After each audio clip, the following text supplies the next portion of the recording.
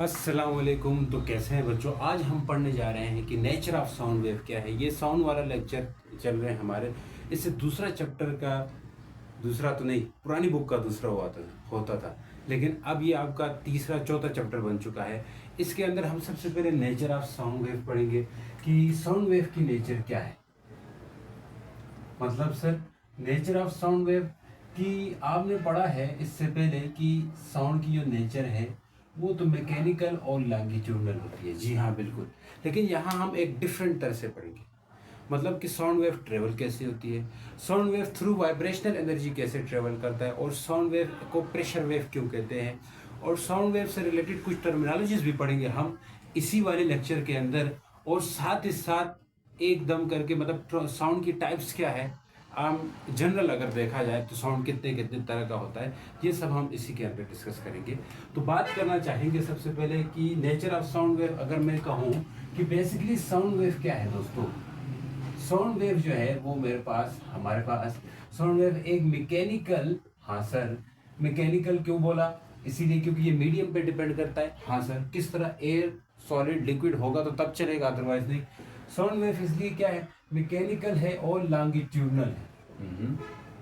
बिल्कुल, longitudinal wave है, इतनी बात तो समझ आई। और साउंड वेव को क्या कहा जाता है, आल्सो कॉल्ड, मतलब इट इज आल्सो कॉल्ड, इसको कहा जाता है प्रेशर वेव। अब यहीं से सवाल बनता है भाई, साउंड वेव को प्रेशर वेव क्यों कहा जाता है? ठीक है, क्योंकि साउंड वेव के अंदर हाई प्रेशर रीजन और लो प्रेशर रीजन होता है। साउंड वेव के अंदर क्या होता है, देखो ये पुरानी बुक में ये बातें नहीं थी, अब ये बात आ गई तो हम उसको कहेंगे भी कि हाई प्रेशर रीजन और लो प्रेशर रीजन क्या होता है, इसी का ताल्लुक है प्रेशर वेव से। तो अगर मैं पूछूं why sound wave is a pressure wave, कि साउंड वेव प्रेशर वेव क्यों है, व्हाई, भाई क्यों प्रेशर वेव है, मैं पूछ रहा हूँ। तो इसलिए प्रेशर वेव है बिकॉज जो साउंड वेव है ये क्या होता है, ये हाई प्रेशर रीजन और लो प्रेशर, ये बात आगे जाकर थोड़ा सा अच्छे से समझेंगे, लेकिन यहाँ पे भी समझा देता हूँ आपको। साउंड वेव क्या होता है जी, क्योंकि साउंड वेव के अंदर हम लिख सकते हैं इंक्लूड रहता है, इट इंक्लूड, क्या इंक्लूड होता है साउंड वेव के अंदर, क्या चीज, high pressure and low pressure reason होता है। साउंड वेव के अंदर क्या क्या चीजें शामिल होती है जी, हाई प्रेशर, सुनो जरा ध्यान से, हाई प्रेशर होता है, हाई प्रेशर रीजन होता है, बिल्कुल होता है, और लो प्रेशर रीजन भी होता है। कैसे होता है सर, लो प्रेशर रीजन भी होता है, कैसे होता है सर, हमने पिछली वाली वीडियो के अंदर बात की थी कि जो भी साउंड वेव है वो हमारे पास यानी कि कंप्रेशन और रेयरफेक्शन में ट्रेवल करता है। मतलब क्या है कि अगर हमारे पास ये कोई स्पीकर है, इस स्पीकर से साउंड वेव आगे जा रहा है, तो यहाँ पे मान के चलो लो प्रेशर रीजन है। लो प्रेशर रीजन मतलब कैसे हो सकता है, यहाँ पे रेयर फ्रैक्शन हो, कंप्रेशन नहीं, रेयर फ्रैक्शन हो। तो अगर मैं कहूँ यहाँ पे रेयर फ्रैक्शन है, क्यों सर, क्यों है रेयर फ्रैक्शन, इसलिए है दोस्तों क्योंकि पार्टिकल बहुत दूर है। पहले वाले में, अब ये तो कंप्रेशन बना रहा हूँ, यहाँ पार्टिकल दूर है, यहाँ पार्टिकल क्लोज है, इस जगह पे पार्टिकल क्या है जी, क्लोज है। उसके बाद देखें तो पार्टिकल दूर है। पार्टिकल दूर होना किस चीज की तरफ इशारा है, यानी रेयर फ्रैक्शन की तरफ इशारा है। तो मतलब अगर पार्टिकल यहाँ पे करीब हो तो उस रीजन को क्या कहा जाता है, कंप्रेशन कहा जाता है। और कंप्रेशन के अंदर खास बात क्या होती है, यानी कि डिस्टेंस पार्टिकल के बीच में लो होता है, डिस्टेंस कम होता है, डिस्टेंस कम होता है, डिस्टेंस लो होता है, यानी कि डिस्टेंस कम होता है। और दोस्तों यहाँ पे स्पीड जो पार्टिकल है बहुत करीब है, तो उनकी जो वाइब्रेशन की स्पीड है, यानी वाइब्रेशन जो कर रहे होंगे वो बहुत आहिस्ता आहिस्ता कर रहे होंगे, तो इसलिए हम कह सकते हैं लो स्पीड है, लो स्पीड होती है। ये याद रखना, कंप्रेशन होगा, डिस्टेंस कम होगा, डिस्टेंस लेस होगा, यानी कि distance slow, distance very close होंगे, यानी कि डिस्टेंस कम होगा। डिस्टेंस कम होने से मतलब क्या है कि डिस्टेंस कम का मतलब है बहुत क्लोज क्लोज वाइब्रेशन कर रहे हैं, बहुत पास पास होकर वाइब्रेशन कर रहे हैं। तो यहाँ दूसरी तरफ रेयर फ्रैक्शन है, इसको क्या कहा जाता है, रेयर फ्रैक्शन है। मैं इसका ताल्लुक उसके साथ क्या सर, यानी कि कंप्रेशन है, डिस्टेंस लो है, डिस्टेंस बहुत कम है, तो दोस्तों यहाँ पे प्रेशर हाई होगा। क्या होगा, क्या ज्यादा होगा, प्रेशर क्या रहेगा, हाई होगा। क्यों प्रेशर हाई है, इसलिए है क्योंकि डिस्टेंस बहुत क्लोज है। जब बहुत चीजें एक जगह पे बहुत करीब हो तो वहां पे प्रेशर हाई होता है। तो हम इसलिए कहेंगे कंप्रेशन में क्या क्या चीजें होती है दोस्तों, डिस्टेंस बहुत कम होता है, प्रेशर बहुत हाई होता है और स्पीड बहुत लो होती है। ये बड़ी इंपॉर्टेंट बात है। अगर रेयर फ्रैक्शन की बात करें तो डिस्टेंस अपार्ट होते हैं, मतलब ये अभी डिस्टेंस बहुत ज़्यादा होता है, यानी कि डिस्टेंस हाई होगा, पार्टिकल के बीच में डिस्टेंस क्या होगा, लार्ज होगा, डिस्टेंस लार्ज होगा। अगर डिस्टेंस लार्ज का मतलब है कि बहुत बहुत दूर है पार्टिकल्स। डिस्टेंस लार्ज होने से हम कह सकते हैं कि प्रेशर क्या होगा, दूर है तो प्रेशर लो होगा। प्रेशर लो है तो अब और बात क्या कर सकते हैं, प्रेशर लो हो तो भाई स्पीड, डिस्टेंस लार्ज होने से हम यहाँ ये भी कह सकते हैं कि स्पीड क्या होगी जी, स्पीड यहाँ पे लो स्पीड थी, जहाँ पे हाई स्पीड होगी, स्पीड हाई होगी, जहाँ वेलोसिटी हाई होगी, स्पीड भी कहते हैं वेलोसिटी। अब आप यहाँ पे स्पीड ले लेंगे जनरल। तो रेयर फ्रैक्शन के लिए आपने ये बात याद रखनी है, और रेयर फ्रैक्शन के लिए ये बात याद रखनी है। अब यहाँ पे आते हैं, साउंड वेव इंक्लूड होते हैं high pressure reason and low pressure reason. In low pressure reason the distance of particles या distance of molecule is very large. Low pressure region distance of particle is very large, ठीक है जी, and it will create high pressure region, low pressure region। क्यों, why low pressure region? Low pressure reason में हम लिखेंगे distance क्या है भाई, particles का लार्ज है, डिस्टेंस लार्ज है, इसलिए हम कहेंगे प्रेशर लो होगा। ठीक है, यहाँ पे हम कह सकते हैं कि डिस्टेंस हाई होता है इसलिए प्रेशर, डिस्टेंस समान होता है, डिस्टेंस समान लिखो, हाई की जगह लार्ज की जगह, डिस्टेंस समान होता है इसलिए प्रेशर रीजन हाई होता है।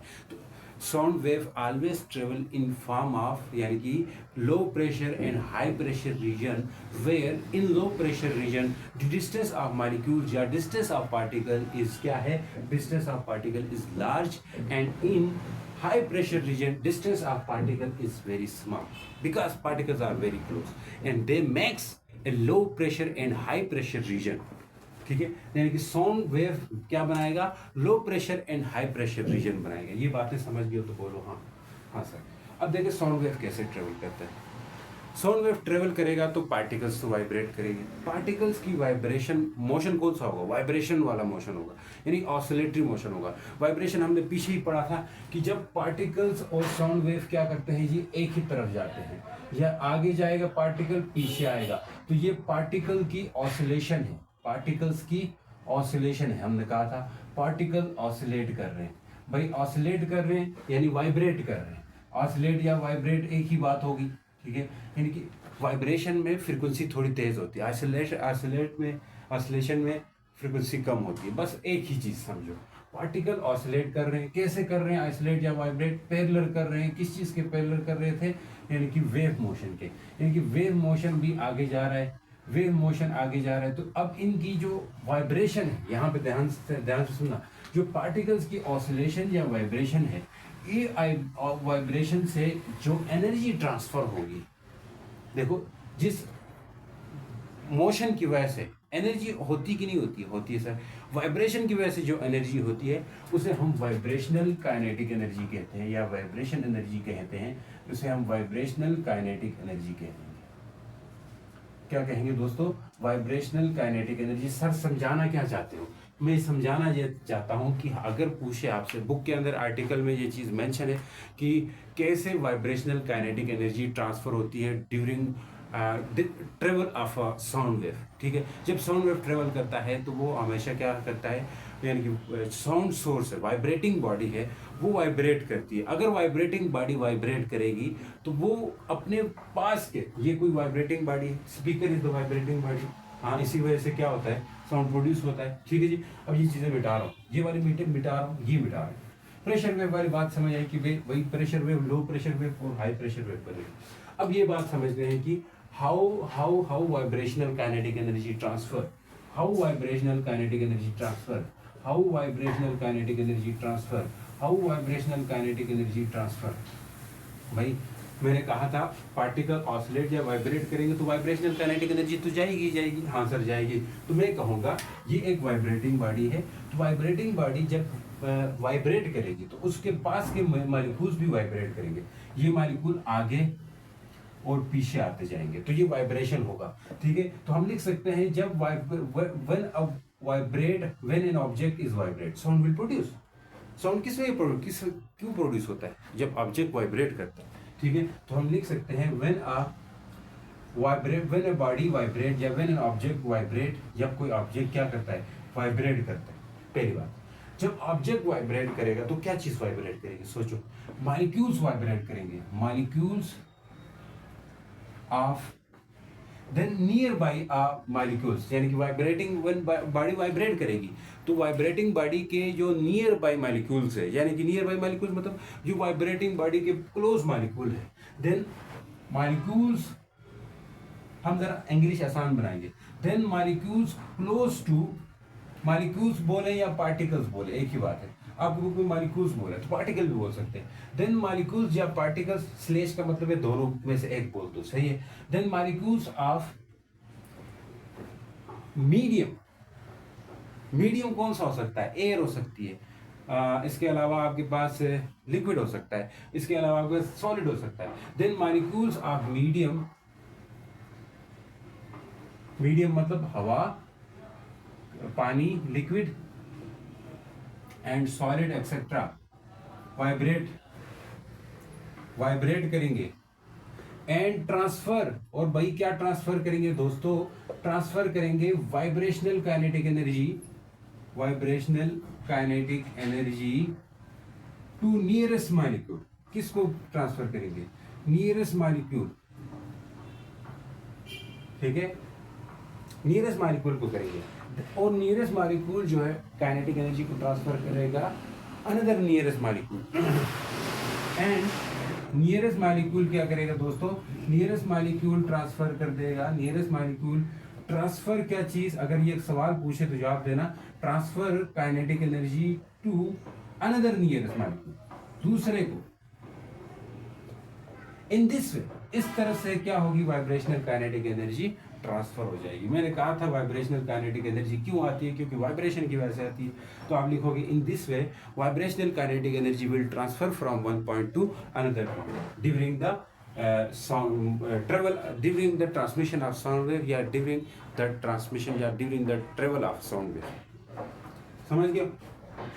इसके बाद बात कर रहे हैं कंप्रेशन और रिफ्लेक्शन की, उसकी बात हम ऑलरेडी कर चुके हैं कि कंप्रेशन एंड रिफ्लेक्शन। भाई कंप्रेशन क्या होता है, हाई प्रेशर रीजन, ये कंप्रेशन क्या होता है, हाई प्रेशर रीजन होता है, यहाँ पे मैं मोटी मोटी बात कर रहा हूँ, हाई प्रेशर रीजन होता है, कंप्रेशन क्या होगा, हाई प्रेशर रीजन। और कंप्रेशन के बारे में क्या कहते हैं, distance between particle is very small, distance between molecules भी लिख सकते हो, distance between molecules is very small, बहुत कम होता है, एंड लो वेलोसिटी या लो स्पीड, लो वेलोसिटी, मॉलिक्यूल की वेलोसिटी बहुत लो होती है, इसका अपोजिट बोल दो रेयर फ्रैक्शन के लिए, इसका अपोजिट किसके लिए बोलेंगे, रेयर फ्रैक्शन के लिए, ये बात भी है रेयर फ्रैक्शन के लिए। तो रेयर फ्रैक्शन में क्या होता है, जैसे ये आपके पास कंप्रेशन है, ये रेयर फ्रैक्शन मैंने पहले बता दिया आपको, रेयर फ्रैक्शन में उनका काम होगा, हाई प्रेशर रीजन नहीं होगा बल्कि लो प्रेशर रीजन होगा दोस्तों, क्या होगा बताओ, लो प्रेशर रीजन होगा, हाँ बिल्कुल सही सुना। और क्या हो सकता है, और distance between molecule is very large, यानी कि डिस्टेंस क्या होता है दोस्तों, डिस्टेंस लार्ज होता है, अगर हम सिंपली इस बात को कहें डिस्टेंस ज्यादा होता है। तीसरी बात हाई वेलोसिटी होगी, ये बात भी याद रखनी है, हाई वेलोसिटी होगी किसकी, मॉलिक्यूल्स की, वाइब्रेशनल वेलोसिटी बहुत ज़्यादा होगी, यहाँ पे वेलोसिटी कौन सी, वाइब्रेशन है, वाइब्रेशन करे तो वाइब्रेशनल वेलोसिटी बहुत हाई होगी, ये बातें याद रहेगी। अब आपको ये आर्टिकल तकरीबन हो चुका, नेचर ऑफ साउंड, यानी कि नेचर ऑफ साउंड वेव के अंदर हम ये साउंड वेव की टाइप्स भी पढ़नी है।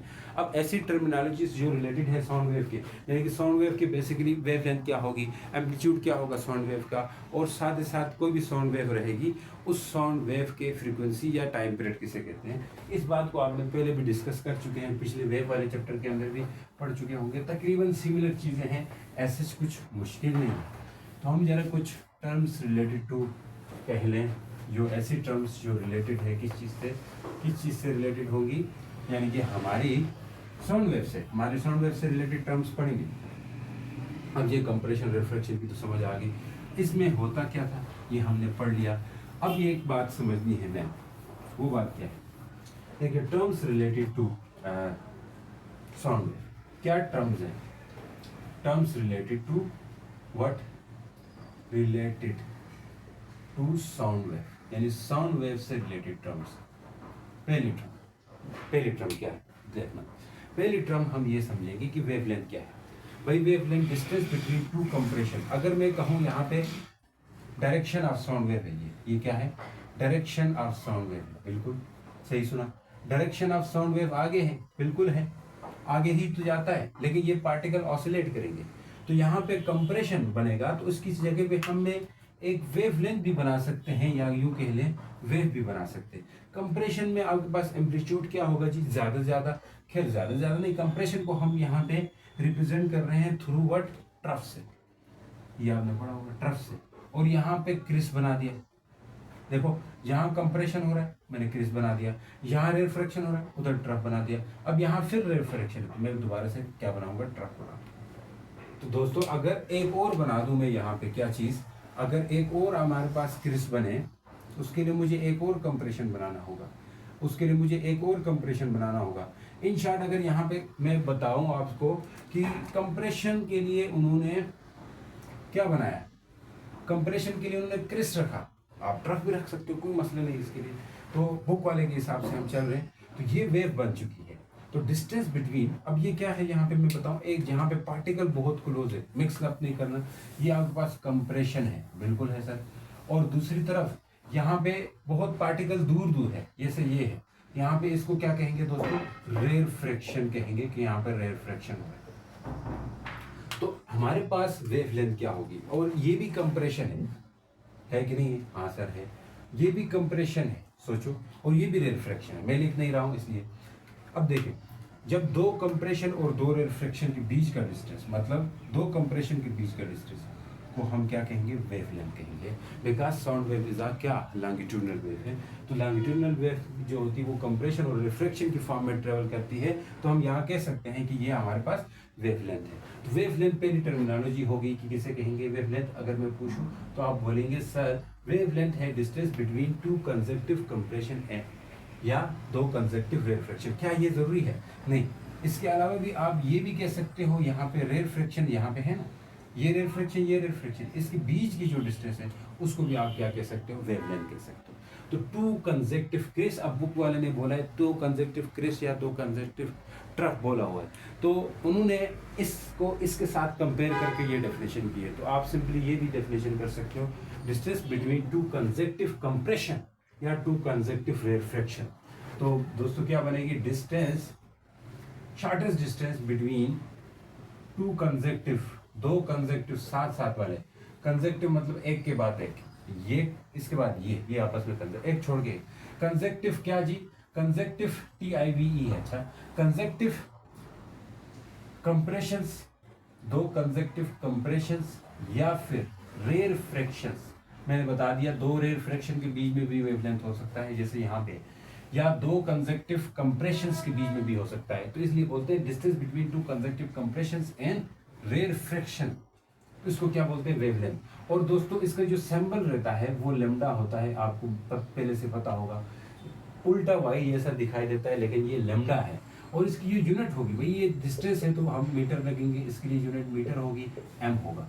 नेक्स्ट एम्पलीट्यूड, यानी एम्पलीट्यूड क्या होगा, नाम से ही जाहिर है, अगर मैं पूछूं एम्पलीट्यूड क्या होगा, तो maximum displacement of particle, maximum displacement of particle, ठीक। जैसे यहाँ पे मैक्सिमम डिस्प्लेसमेंट ये है तो a नॉट या x नॉट कह सकते हैं, मैक्सिमम डिस्प्लेसमेंट। अब यहाँ पे क्या हो सकता है, एक पार्टिकल जो इस इधर जा रहा है, फिर इधर से इधर जा रहा है, तो जब पार्टिकल यहाँ पे होता है या यहाँ पे होता है तो इसका क्या होता है, एम्पलीट्यूड होता है। तो हम लिख सकते हैं मैक्सिमम, मैक्स लिखता हूँ, मैक्स समझना, DISPLEMENT, displacement of particle, maximum displacement of particle, ठीक है, maximum displacement of particle in, कहाँ पे, in a sound wave, in vibration of sound wave, in vibration of sound wave, यानी साउंड वेव के vibration में। वैसे इसकी ऑथेंटिक डेफिनेशन है फ्रॉम मेन पोजीशन बोलना, ठीक है, तो वो भी लिख सकते हो आप, मसला नहीं है उसमें।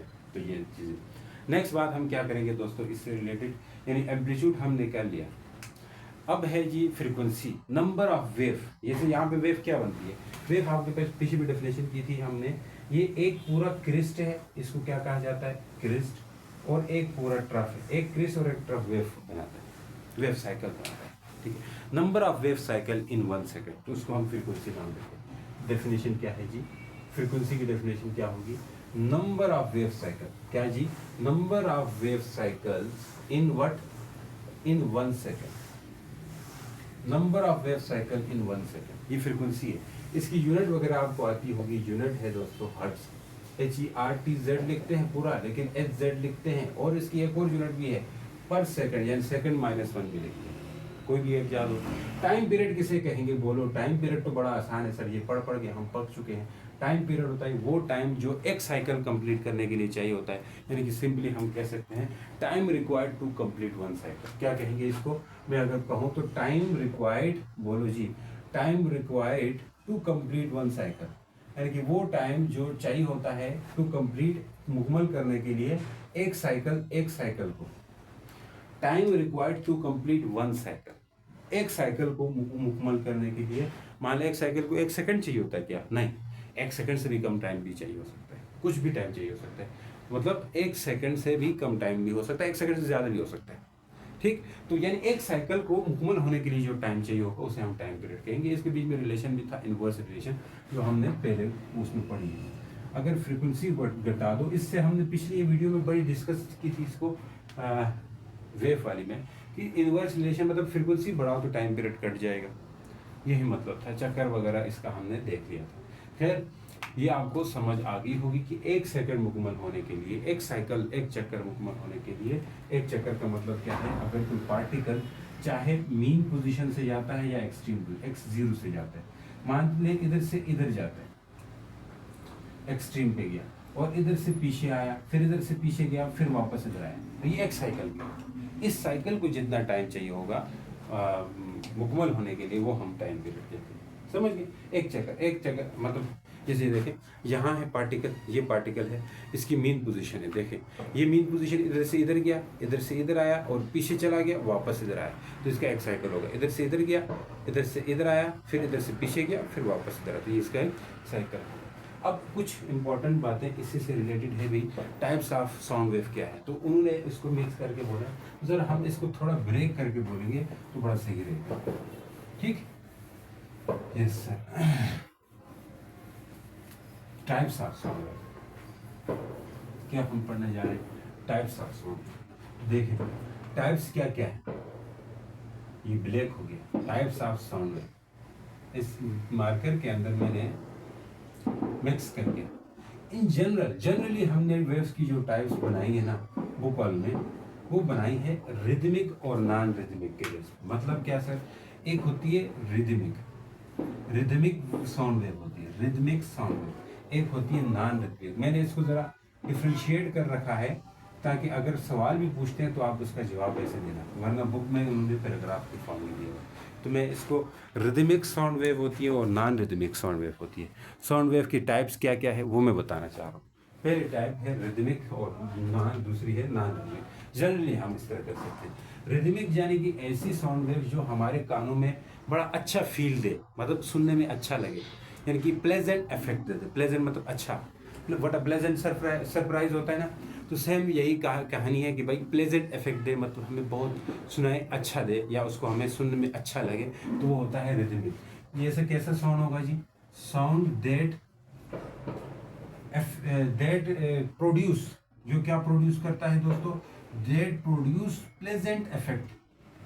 क्या, प्लेजेंट इफेक्ट, ऐसा साउंड जो प्लेजेंट इफेक्ट करे टू आवर ईयर, हमारे कान।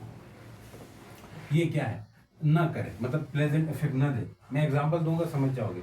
जैसे गाने का आवाज तो हमें प्लेजेंट इफेक्ट देता है, बड़ा अच्छा सुनाई देता है, ठीक है, तो वो एक रिदम में होता है, रिदमिक होता है। इसके अलावा ये शोर शराबा होता है, वो नॉन रिदमिक होता है। तो इसलिए sound that produce pleasant effect to our ear, हमारे कान को। Sound that can not produce, that not produce, लिखो, that not produce pleasant effect. क्या, प्लेजेंट इफेक्ट ना दे। अगर ये प्लेजेंट इफेक्ट नहीं देगा दोस्तों तो ये क्या होगा, नॉन रिदमिक होगा। नेक्स्ट चलो, ये जो रिदमिक होता है इसकी फ्रीक्वेंसी और टाइम पीरियड रेगुलर होता है। इसके पास क्या होता है, इट हैज रेगुलर। कहानी को लंबा करें, लेकिन मैं यहाँ पे थोड़ा शार्ट लिख रहा हूँ तो इसको आप सेंटेंस बना के लिख सकते हो। इसकी रेगुलर फ्रीक्वेंसी होती है और टाइम पीरियड होता है। Frequency and time period, regular frequency and time period. इसकी फ्रीक्वेंसी और टाइम पीरियड रेगुलर रहता है रिदमिक की। इसकी जो है ना इर्रेगुलर होगी, क्या चीज़, इर्रेगुलर फ्रीक्वेंसी होगी दोस्तों। इर्रेगुलर फ्रीक्वेंसी, खाली इर्रेगुलर फ्रीक्वेंसी भी होगी क्या, नहीं, irregular frequency and time period, और टाइम पीरियड भी इसका क्या रहेगा, इर्रेगुलर रहेगा। इस बात को समझो। इसके अलावा एक पॉइंट समझ ये भी लिख सकते हो कि इसके पास कांस्टेंट इंटेंसिटी होती है, इसकी इंटेंसिटी इर्रेगुलर। खैर वो ना लिखो, छोड़ो। एग्जाम्पल क्या है, अब इसकी जो वेव होती है, इसकी जो रिदमिक है, इसकी वेव कैसी होती है, यूं मतलब सेनुसाइडल होती है। सेनुसाइडल मतलब आप ये पढ़ेंगे एक साइन वेव होता है, तो मतलब ये है कि साइन वेव मतलब एक तरतीब से गिरेगी उठेगी, गिरेगी उठेगी, गिरे इस तरह रिदमिक लगेगी, ठीक है। ये तरतीब से उठती है, तरतीब से जाती है। लेकिन जो नॉन रिदमिक होगी इस तरह इर्रेगुलर होगी। तो भाई इसकी एग्जांपल क्या है, इसकी एग्जांपल आपसे पूछे तो आप बोलोगे इसकी एग्जांपल है म्यूजिकल सॉन्ग। म्यूजिकल सॉन्ग, इसकी एग्जांपल क्या है, नॉइज। मतलब नॉइज का मतलब क्या है सर, शोर। शोर की जो आवाज़ होती है वो नॉन रिदमिक होती है। समझ चुके हो कि नहीं समझ गए हो? हाँ सर समझ गए। नेक्स्ट बात क्या करने वाले हैं आप सर, मैं नेक्स्ट बात करूँगा ऑडिबल फ्रीक्वेंसी रेंज क्या है। ऑडिबल नहीं, ऑडिबल मतलब हमें देखें इंसान की जो कान है ना, इसकी कोई लिमिटेशन है। ह्यूमन एयर की क्या है, ये लिमिटेशन है। अब वो लिमिटेशन कैसी है, अगर कोई ह्यूमन एयर ले ले, ह्यूमन ईयर के अंदर देखो तो लिमिटेशंस है। मतलब वो ह्यूमन एयर जो है ना, वो ऑडिबल फ्रीक्वेंसी रेंज को सुन सकता है। ऑडिबल फ्रीक्वेंसी रेंज को सुन सकता है। सर ये क्या चीज़ होती है ऑडिबल फ्रीक्वेंसी रेंज? देखो हर साउंड की अलग अलग फ्रीक्वेंसी होती है कि नहीं होती, होती है। अभी तो पढ़ा है साउंड की फ्रीक्वेंसी हो सकती है कि कितने साइकिल कंप्लीट कर रहा है साउंड एक सेकंड में, वो उसकी फ्रीक्वेंसी कहलाती है। हाँ सर, अगर फिर साउंड की फ्रीक्वेंसी होती है तो हर साउंड की अलग अलग फ्रीक्वेंसी होगी। जैसे मैंने कहा इनकी एक खास फिक्स फ्रीक्वेंसी होगी, मान लो 120 हर्ट्ज जितनी भी है इसकी फ्रीक्वेंसी उतनी होगी। लेकिन इसकी जो फ्रीक्वेंसी है ये तो इर्रेगुलर है। तो हम यहाँ पे कहना चाह रहे हैं कि जो ऑडिबल फ्रीक्वेंसी रेंज होती है ना, देखो इंसान जो सुन सकता है, ह्यूमन एयर जो है, ये 20 हर्ट्ज से लेके 20 किलो हर्ट्ज के बीच की फ्रीक्वेंसी की आवाज़ सुन सकता है। यानी ऐसी आवाज़ें हम सुनाई दे सकता है, हमें सुनाई दे सकता है जिसकी फ्रीक्वेंसी 20 हर्ट्ज है। हर्ट्ज किसकी यूनिट है, फ्रीक्वेंसी की यूनिट है, अभी तो बात की थी। और 20 किलो हर्ट्ज यानी कि 20,000, 20 किलो हर्ट्ज कितना होता है दोस्तों, 20,000, यानी 20,000। 20 लिखा, आगे 1000 में 3 जीरो होते हैं ना, 3 जीरो लगा, तो ये 20,000 हर्ट्ज की फ्रीक्वेंसी तक की आवाज़ सुन सकते हैं। इससे ज़्यादा 20,000 से ज़्यादा भी हमें सुनाई नहीं देता, 20,000 से कम भी सुनाई नहीं देता। इसलिए जो बोलती है चीज़ें, एलिफेंट बोले, ठीक है, जो भी चीज़ें हैं, आसपास जानवर हैं, ये बोलते होते हैं, इनकी आवाज़ें हमें सुनाई नहीं देती। वजह क्या है, क्योंकि इनकी फ्रीक्वेंसीज कम है या ज़्यादा है हमसे। इस 20,000 से ज़्यादा होगी या तो कम होगी। अगर हम इन सब की आवाज़ें सुनाई देना पड़ता हमें अगर इन सब की आवाज़ें सुनाई देना पड़ता, अगर दे देता, अगर हमें इन सब चीज़ों की, जैसे कोई मक्खी बोल रही, कोई चूंटी बोल रही, सब की आवाज़ें अगर हमें सुनाई देता तो हम बहुत डिस्टर्ब रहते। हमें बस लिमिटेड चीज़ें हमें सुनाई देती है, समझ गए। तो लिमिटेड में भी अगर शोर ज़्यादा होता है तो फिर हम बहुत परेशान हो जाते हैं। तो इंसान को अल्लाह ने इस तरह बनाया है कि इसकी फ्रीक्वेंसी लिमिटेड रखी है। क्योंकि अगर आप सो रहे हो, उधर से कोई चूंटी बोल रहा हो तो कितने तंग हो जाएंगे, इरिटेट हो जाएंगे। ये देखो मैं सो रहा हूँ तो चूंटी बोल रहा है और मुझे नींद नहीं आ रही, मैं डिस्टर्ब हो रहा हूँ। तो ये चीज़ें हम इंसानों से ऑलरेडी, कोई इंसान बोल रहा हो तो हम तंग हो रहे होते, ये चूंटी भी बोल जाए तो हम बहुत तंग हो जाएंगे। तो चलिए बात करते हैं जी, 20,000 हर्ट्ज हो जाए, 20,000 हर्ट्ज हो जाए तो ये क्या होता है जी, ऑडिबल फ्रीक्वेंसी रेंज भी यही होता है जो हमें सुनाई देता है। ऑडिबल मतलब जो सुनने के काबिल हो। तो the range in which frequency is lying between 20 and 20 hertz, ठीक है। फिर रेंज ऑफ फ्रीक्वेंसी, इसको क्या कहेंगे जी, range of frequency having 20 hertz to 20 kHz, के किलो होता है। Range of frequency having 20 hertz to 20 kilo hertz is what is है जी ऑडिबल फ्रीक्वेंसी रेंज। इसको हम क्या बोलते हैं, ऑडिबल फ्रीक्वेंसी रेंज बोलते हैं। अब इसमें ऑडिबल फ्रीक्वेंसी रेंज तो होगी, इसमें दो है, अपर लिमिट है, एक लोअर लिमिट है। भाई हमारी जो अपर लिमिट है ना, अपर लिमिट ऑफ साउंड है, ये हमारी अपर लिमिट है, लोअर लिमिट है। जो 20 हर्ट्ज है ना, ये लोअर लिमिट है, लोअर लिमिट ऑफ साउंड है। हमें लोअर लिमिट मतलब इससे कम नहीं सुनाई देगा, तो ये ज़्यादा से ज़्यादा इतना सुनाई दे सकता है, इसलिए ज़्यादा से ज़्यादा 20,000 दे सकता है, इसलिए इसको अपर क्या बोलेंगे, बोलो, अपर लिमिट बोलेंगे। तो भाई अपर लिमिट और लोअर लिमिट के और भी नाम है। अपर लिमिट ऑफ साउंड, या इसे हम इंफ्रासोनिक साउंड, ये इसको अल्ट्रासोनिक, इंफ्रासोनिक कह सकते हैं। क्या कहना चाह रहे हैं सर, जो लोअर लिमिट ऑफ साउंड है, लोअर लिमिट ऑफ साउंड है, इसको हम और भी नाम देते हैं जी, क्या नाम है जी, इंफ्रासोनिक साउंड। अभी बात करेंगे इंफ्रासोनिक साउंड, इसको और क्या कहते हैं दोस्तों, इंफ्रासोनिक साउंड। तो इंफ्रासोनिक साउंड अगर मैं कहूँ, इसकी डेफिनेशन क्या होगी, इसकी definition, a sound having frequency less than infrasonic sounds are what, कैसे साउंड्स होंगे, जिनकी फ्रीक्वेंसी 20 हर्ट्ज से कम होंगी। ए साउंड्स हैविंग फ्रीक्वेंसी, क्या दोस्तों, फ्रीक्वेंसीज लेस देन, ऐसे साउंड्स जिसकी फ्रीक्वेंसी क्या हो, लेस देन कितनी, 20 हर्ट्ज, यानी 20 हर्ट्ज से कम हो, ये इंफ्रासोनिक होते हैं। इंफ्रासोनिक मतलब 20 हर्ट्ज से कम, जैसे एलिफेंट वगैरह होती है, इनकी फ्रीक्वेंसी बहुत लेस होती है, क्योंकि जिनकी फ्रीक्वेंसी लेस होगी ना, उनकी वेवलेंथ क्या होगी, फ्रीक्वेंसी लेस है, वेवलेंथ बहुत हाई होगी। जैसे एलिफेंट है, डॉल्फिन है, ये इसको यूज करते हैं बातें करने के लिए, ठीक है, दूर दूर तक बातें कर सकते हैं। ये आपके बुक में एग्जाम्पल है, क्या है जी, एलिफेंट वगैरह। दूसरा जो अपर लिमिट है, उसकी भी बात करते हैं, यानी कि दूसरी जो साउंड की जो लिमिट है भाई, वो क्या है, अपर लिमिट। अपर लिमिट का और नाम क्या है दोस्तों, अपर लिमिट का और नाम है अल्ट्रासाउंड। ये इसको हम कल के लेक्चर में, नेक्स्ट लेक्चर में हम डिस्कस भी करेंगे। इसकी फ्रीक्वेंसी क्या होती है, ग्रेटर देन, अल्हम्दुलिल्लाह, फ्रीक्वेंसी ग्रेटर देन कितनी hertz, 2000 kilo hertz, 20 kilo hertz, 20 kilo hertz इतनी हो, तो इसको बैट जो चमगादड़ है ये यूज करते हैं अपना रास्ता देखने के लिए इस फ्रीक्वेंसी। अब कुछ एमसीक्यूज है, वो मैं आपसे डिस्कस करूंगा एक्सरसाइज का, ठीक है, वो क्या है जरा निकालते जाओ। एक्सरसाइज में हमने पढ़ा था साउंड वेव वाइब्रेशन भी करता है, साउंड वेव ट्रेवल करते वक्त कंप्रेशन और रिफ्रैक्शन बनाता है, साउंड वेव एनर्जी को ट्रांसफर करता है, मैटर को नहीं करता है। ऐसा नहीं मैं बोल रहा हूँ तो मेरे साथ हवा भी आगे जा रही है, ठीक है, जो एयर पार्टिकल्स भी आगे जा रहे हैं, नहीं जाते, वो तो वाइब्रेट कर रहे होते हैं। इससे रिलेटेड एमसीक्यूज नंबर आपका तीसरा एमसीक्यूज है बुक का, which is not true for sound. Sound के लिए क्या चीज़ सही नहीं है, वो है भाई, sound is produce by vibrating body. Sound vibrating body से प्रोड्यूस होता है, ये बात सही है, हमेशा वाइब्रेटिंग बॉडी से ही प्रोड्यूस होता है। Sound travel due to vibrational pressure in air, जैसे वाइब्रेशन और प्रेशर हवा में होती है तभी तो साउंड ट्रेवल करता है। तो हमने कहा था दो तरह के प्रेशर होते हैं, हाई प्रेशर और लो प्रेशर होते हैं। हाई प्रेशर रीजन और लो प्रेशर रीजन, इसी वजह से हम साउंड को प्रेशर वेव भी कहते हैं। नेक्स्ट भाई, साउंड ट्रांसफर एनर्जी ट्रांसफर करता है, सही कह रहा है, लेकिन बोल रहा है along with matter of medium, उसके साथ मैटर, मीडियम का मैटर भी ट्रांसफर करता है। नहीं भाई, ऐसा नहीं है कि हमने कहा था एयर को ट्रांसफर नहीं करेगा, सिर्फ एनर्जी आगे जाएगी, ऐसा नहीं, हवा भी साथ लेके जा रहे हैं, तो इसका मतलब है sound travel only energy not a matter. तो ये ऑप्शन गलत है। क्या सही नहीं है वो बताना था। Sound is compressional and longitudinal, सही कह रहा है, कंप्रेशनल है, लॉन्गिट्यूडनल वेव है, लेकिन ये तीसरी बात जो कह रहा है sound transfer energy but not medium, but also medium कह रहा है, ये बात गलत है, तीसरा ऑप्शन। नेक्स्ट है भाई इंफ्रासोनिक साउंड, ये 8 नंबर एमसीक्यूज है। इंफ्रासोनिक साउंड वेव है, फ्रीक्वेंसी क्या होती है, यानी कि लेस देन 20 हर्ट्ज होती है।